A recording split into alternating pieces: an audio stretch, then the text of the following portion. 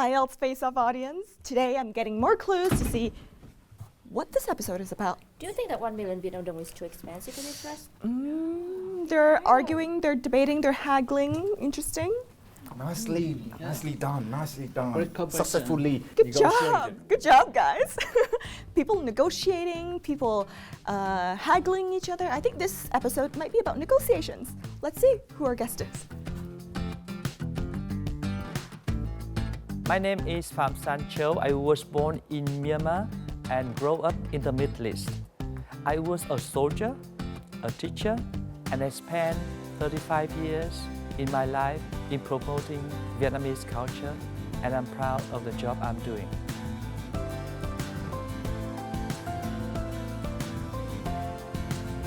Wow, what a powerful person. I'm fangirling right now. I'm a little bit nervous, but I'm so excited. So let's see. Yay, let's go see our guest.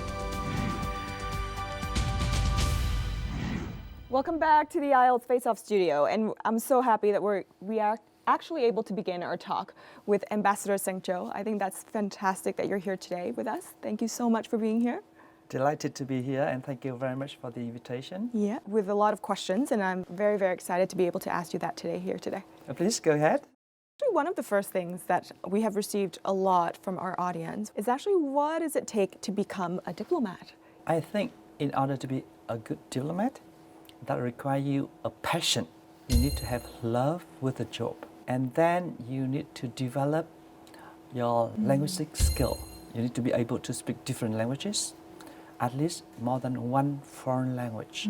And number 3, you need to have a good command of international relations, political science, international law, economics.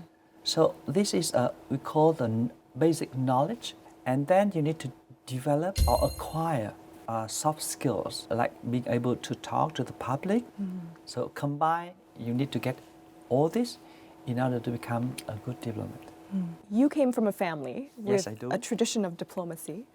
Do you think family tradition helped you to become a better diplomat? Oh, it does. I was born overseas. I traveled with my parents. I got exposed to that experience. I think that I grew with the job in the foreign service. And I don't know, I learned or I inherit a gene from my parents. So it does help. You mentioned something about discipline. Yes. You were telling me discipline is extremely important in your job. What are some of basically the instances where you really had to actually challenge your discipline? I consider the job of foreign service as a soldier at a peacetime.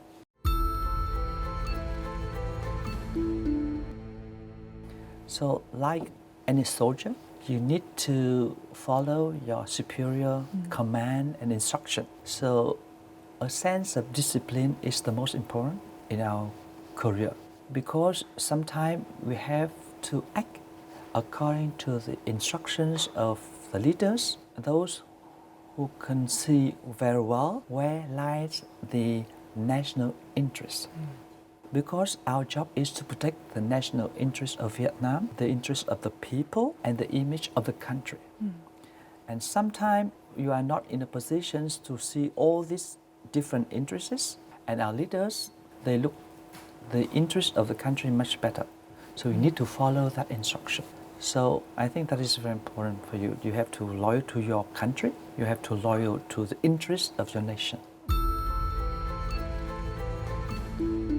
I think you mentioned something that is extremely valuable. You work for the benefit of the country, and of course the benefit of the nation and the benefit of the people has to be first. Right.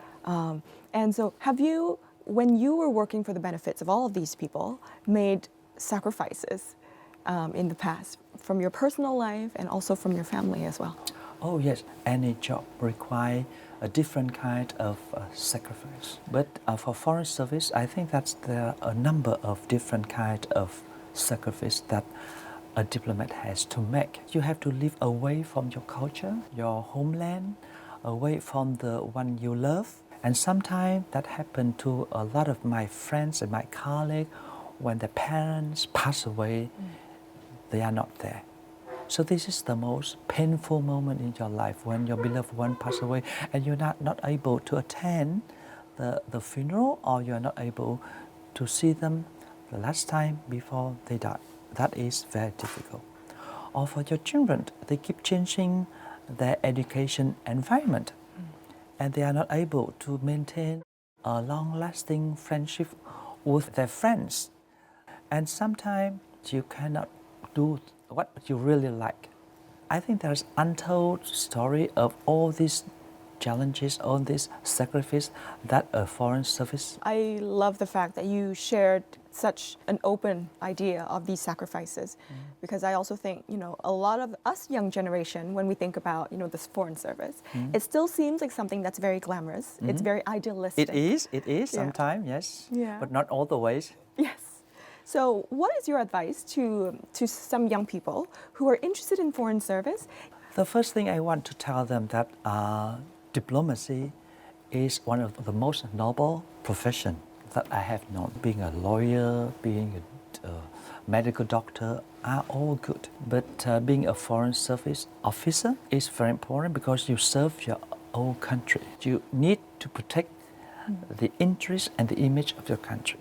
You need to serve in the way that to ensure that this country, Vietnam in particular, be able to enjoy a sustainable environment which is safe, which is secure, needed for economic and social development of the country. Your mission is so important, and you feel that, okay, I love this job. I feel that I am inclined by the appealingness of this job, and I'm ready to be a disciplined soldier. I'm ready to learn and to acquire all the necessary knowledges needed to become a good diplomat in order to be able to serve our country best. And in that sense, I'm ready to give up some ego in myself and only be creative within the framework of the job. But for those who really want to be very creative, those who want to be themselves all the time, I don't think diplomacy is an appropriate job for them. I think that's a fantastic advice. Diplomacy is a job with a lot of weight.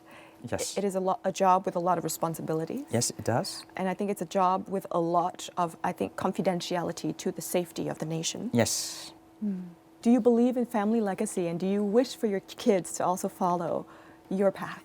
I believe that family value is the most important. Like any other parents, we would like to see a very good career life for my children. But I think I also want my children to keep the tradition that I follow the footsteps of my parents.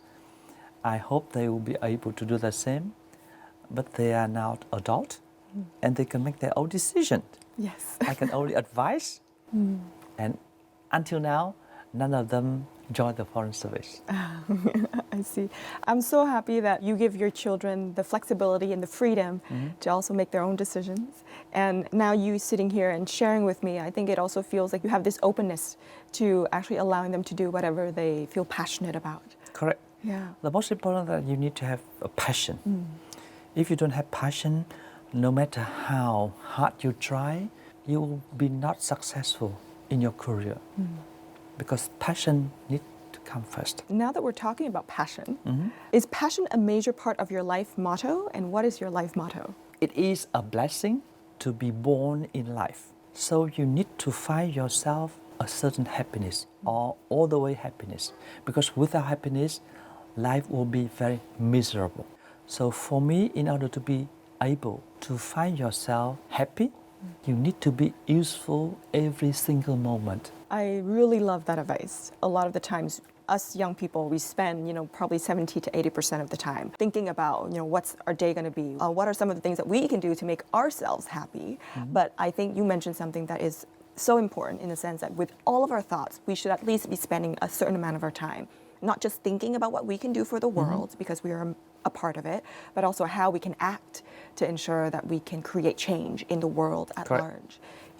Given the fact that you've told me all of that, Mr. Ambassador, I'm also really, really interested of course, along with our audience, to find out what are some of the most amazing things that Vietnamese people, as well as foreigners, need to try when they actually go to Vietnam. So, Mr. Ambassador, can you advise us, in terms of food, what is the one dish or multiple dishes that a foreigner or a Vietnamese person needs to try? Vietnamese noodle pho. Pho, it's wonderful. You can eat at any time, and it is very popular. It is a genuine, authentic dish of Vietnam. So, what is the one place in Vietnam where a Vietnamese or a foreign person should visit, in your opinion? It's very hard to say that one place, right? Because Vietnam has so many things to offer, and you cannot decline the temptation to go to these different places because everything has a different characteristic. So I guess, a foreigner or a Vietnamese should just check them out all, because I do think Vietnam has multiple things, as you said, to offer. Yes, the land, that's the true. sea, the mountains, And the people. The people. The most attractive things that Vietnam can offer is the people, the friendliness. Anywhere you travel, the people tend to be very friendly, hospitable. I think you just answered my last question, which was basically, what is the most amazing thing, in your opinion, about Vietnamese people? And hospitality is your answer. And forgiveness. When you are able to forgive, then it comes your hospitality. If you are not able to forgive for the suffering that other people inflicted on you, how can you be hospitable? That, I think, is such a profound observation of our country. And I think it also explains many things that we have been able to achieve and to do throughout history. And especially in the recent history, where, I think Vietnam has definitely become one of the major tourist destinations in the world, and people love to come to Vietnam. It's a very profound observation to kind of connect forgiveness and hospitality together. I think that's beautiful. Thank you so much, Ambassador Sanh Châu, for actually You're most joining welcome. us today. Yeah, and in IELTS Face Off, we'd like to introduce you to a lot of books that might make your studying or might make your life a little bit more meaningful. And today, we're actually going to find out what our ambassador's favorite book is. So, Ambassador Sanh Châu, what is your favorite book? One of the most favorite books that I love is the novel Gone with the Wind. I like Gone with the Wind because I started my reading with this book, but I like the Scarlett. And one of her characteristics I like most is that she's very stubborn and determined to go forward. Each time when I make difficulties and I feel a little bit stressful in life, I remember her saying, tomorrow will be another day. Today we may not succeed, but tomorrow we will succeed. So keep trying. Yeah. That is the motto of the novel. Well, thank you for that recommendation. That's beautiful. And guys, if you're looking to actually purchase a book, you can always find your books on tiki.vn, and that's where you can just sit at home and browse through all of those titles and find the book that you like. Yeah, and we hope to see you back again, hopefully one day in the Thank future. you. I hope too. Thank you. Thank you very much. Next, on IELTS on the go, we are going to meet 3 young students, but with undeniably fluent English. Tùng Đặng and IELTS on the go this episode will make you stop at Lotus Lake in Hanoi for a talk with these amazing youngsters. And of course, we are so excited for the voice of this week, who will enter the room to sit the test with our IELTS expert in the real-time speaking test. Your favorite part of the show is coming right now.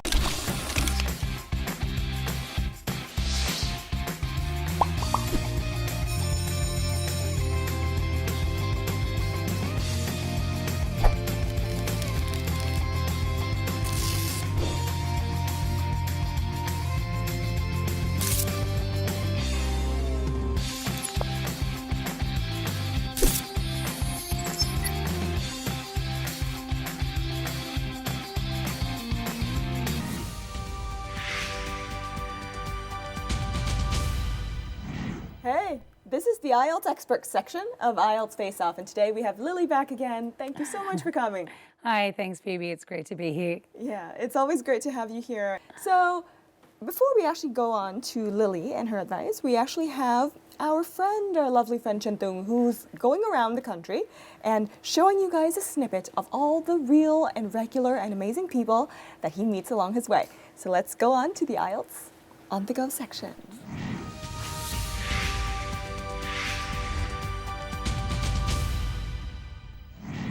Hello Phoebe, hello Lily. Here I am on this beautiful lotus pond as you can see, and here I have with me today 3 very talented young individuals. So young you won't be able to guess their age. So let's get to know them a little bit. Could you tell us a little bit about yourself? I'm turning 16 this year.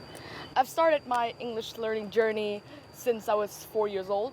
My name is Anh. I'm also 16. I'm Hưng and I'm 14 years old. I have been learning English for about 5 years. I'm sure you guys started pretty young. Is that something that you actively get involved with, or is it something that your parents kind of wean you on at an early stage in your life? Well, at first it's just my parents overthinking, like, since English is getting more popular, they want me to study English to get better opportunities in life. Well, actually, when I start studying English, there's that kind of aura that attracts me to it. So I think this is the common story for a lot of people in Vietnam, where parents really they are hell-bent on trying to raise bilingual children, right? But you also talk about like this attraction that you find with English, which is really interesting. Do you find the same way? Do you find like English has this aura that kind of draws you in when you first started out?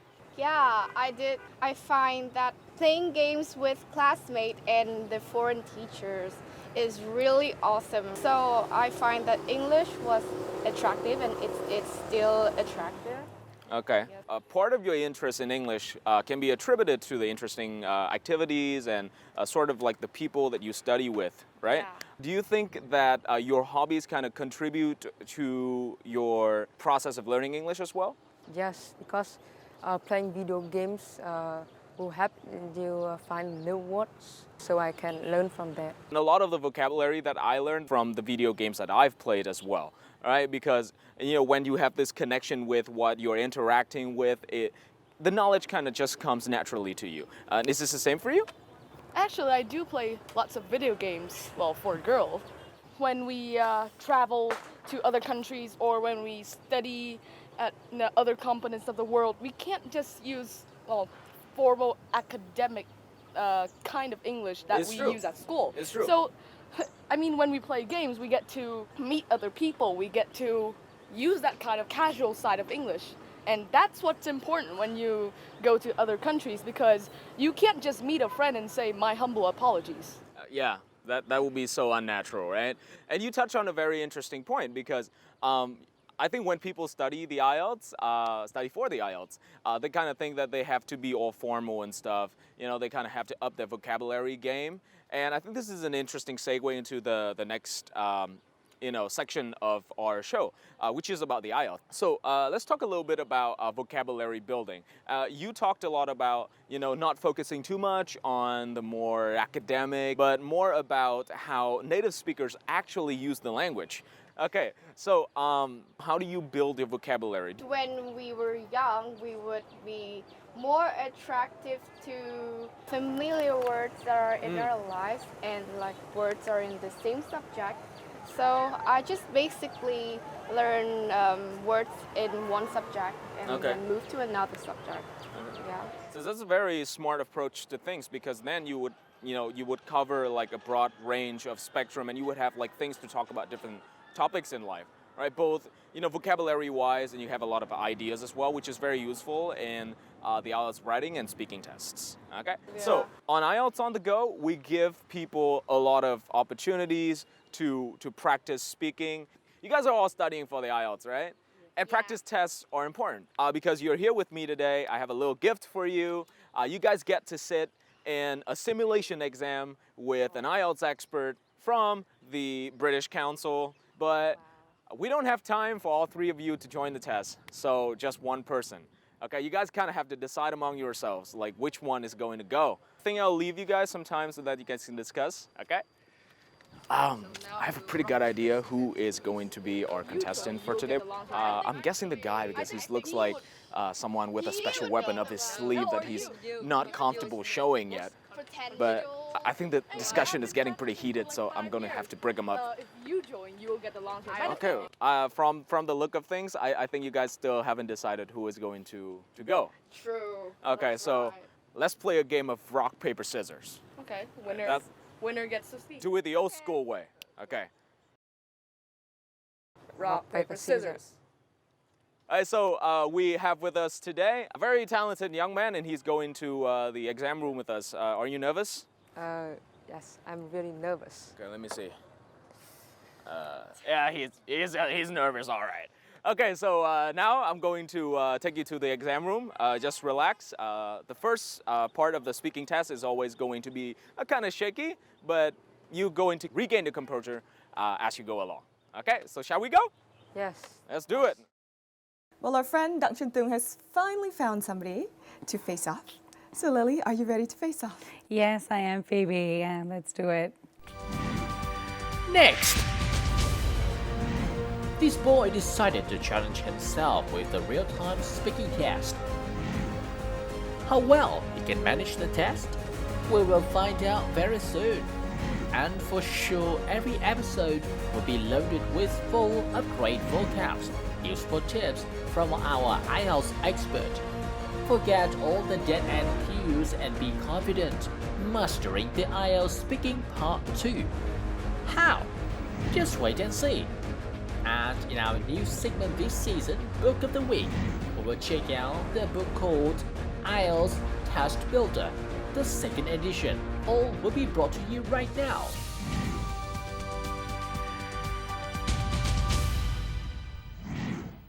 Welcome to your IELTS Face Off speaking test. Can you tell me your name, please? Oh, good morning. My name is Hưng. Let's start with part 1. What kind of clothes do you usually wear?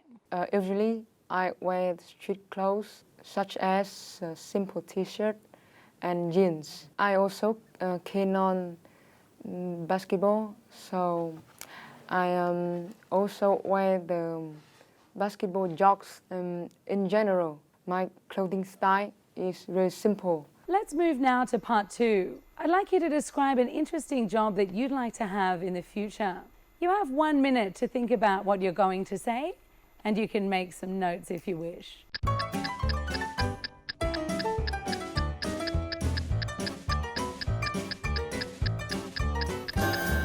I want to be a doctor since I was a young boy. This job is really fit to me because I'm really good at science, especially in biology. I want to work in a well-known hospital, so I can have a high salary. Nowadays, the population has increasing rapidly, so many hospitals need a high-quality doctors. Once to be a doctor, you need to a good personality, such as frank and trustworthy. Otherwise, a high-quality doctors need to know good about health, good performance, and well knowledgeable. I hope to be a doctor because I can help people to get over the disease and cancers. Doctors is a good paid job, and my parents are really encouraging me to be a doctor. I also want to be a doctor in the future, so I have been trying every day to be a good student, and in the future, I can be a good doctor. Okay, let's move now to part 3. What's the difference between blue-collar and white-collar jobs? In my opinion, blue-collar is the job that they are work by hand, the manager employing them to work in hour and in daily wage. About the white-collar jobs, is a job that people just need to use their brain to thinking. Hey, thank you. That's the end of the speaking test. Thank you. Hey, there's our guy. Welcome back. Victorious? Maybe. Maybe? Okay, how do you feel about the test? Part 3 in the speaking test is, I think it's really hard for me. Okay, part 3 was a little bit challenging. What were the questions about?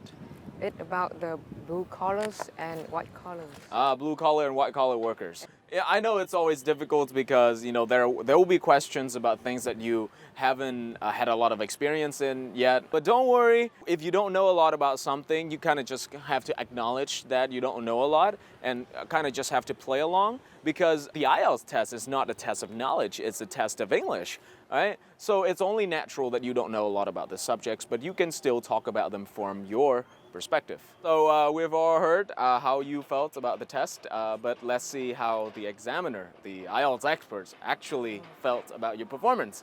So Lily, what do you think of Hung's performance today? Oh, well, great. Some things that Hung should be really proud of. He's got some really nice little chunks of language in there too. He's got things like street clothes and a simple t-shirt. So it's great to be looking for those little bits of natural language where we've got the collocation, like the adjective noun, down pat, and it just sounds really natural. I guess my biggest tip for Hung would be, he was probably nervous. I mean, going on camera and speaking English, that's admirable. But you really need to work on maybe just relaxing a little bit and then focusing on what we call pausing and chunking. That means finding the right place to breathe in between phrases. And also, really importantly, it means finding the right part of the sentence to stress. For Hung, you got to find those strong words, and in English, it's the most important. More air, make them stronger. A little bit softer on things like your articles. Thank you, Miss Lily, for your invaluable feedback. And now we're going to head back to the studio with more tips. And tips. Stay tuned for the tip section, you guys. My name is Tung Dang, and this is IELTS on the Go.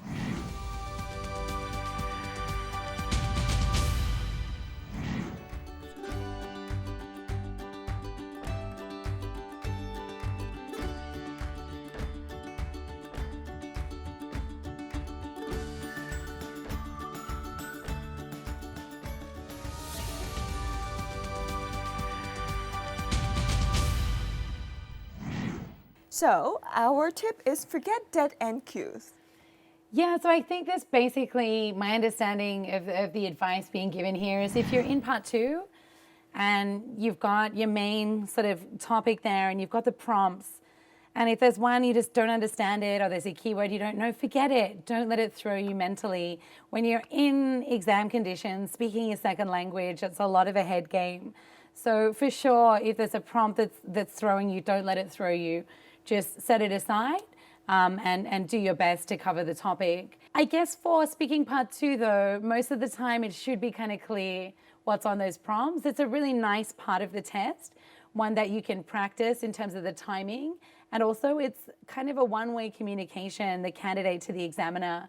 So it's a little less tenuous than the examiner firing questions at you. And my big tip probably for part 2 is use the prompts to organize what you're going to say. You've got 1 minute planning time. Let's get real, that's basically nothing. So use those prompts to organize your key points. And then as you move from prompt to prompt when you're speaking, think about what kind of beautiful transition language you can have to move from point to point so you can smash it on the fluency and coherence.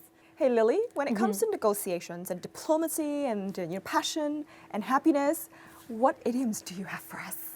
Ooh, when it comes to those kinds of things, I like some of the sporting analogies for negotiating, like it's time to play hardball, which just basically means if you've tried all the reasonable soft touch approaches, you've got to get direct. Yeah. It's fantastic. And for you guys looking to learn the IELTS at home, make sure you check out our news section and you're going to be able to learn about what are some of the books you can use and where you can buy them. So check out our books review section.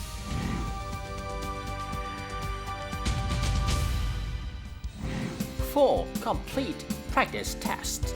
In each test, there is further guidance and further practice content, which give comprehensive advice on how to approach specific areas of each skill in the IELTS exam. The best part of this book is the highly detailed answer keys, which explain each answer. I love the analogy of Ambassador Sanh Chou's analogy to being a soldier at work. This show is just basically an excuse for us to really show you guys some really nice metaphors that you can use in life. So life can be hard, but I think all of us can be our own soldiers, and no matter what difficulties we go through, we can definitely use our military strength to get ourselves through the hard times. So that's it for this episode. Join us again always next time. We'll see you again. Bye-bye.